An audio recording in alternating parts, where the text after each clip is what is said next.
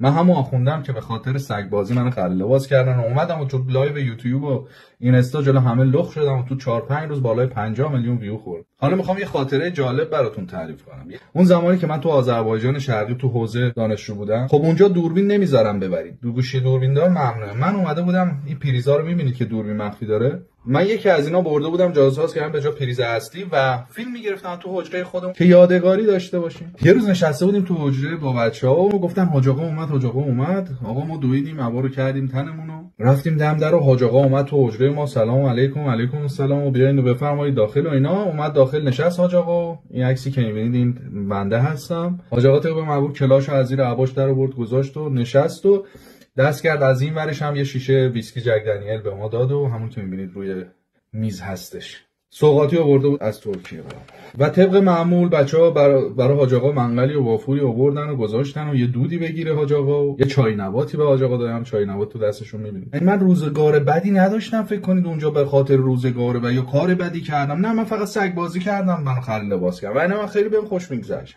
هر شب مشروبم به راه بود، وافور به راه بود، کباب به راه بود، هر هفته جیره پسته داشتیم ما، همه چی اوکی بود. ولی خب من سگا رو ترجیح دادم راستیتش. اینم که الان می‌بینی فقط خواستم یه خاطره یادی کنیم از خاطرات قدیم و بهتون بگم آخوندا آدمو بدی نیستن، همه اهل دلن.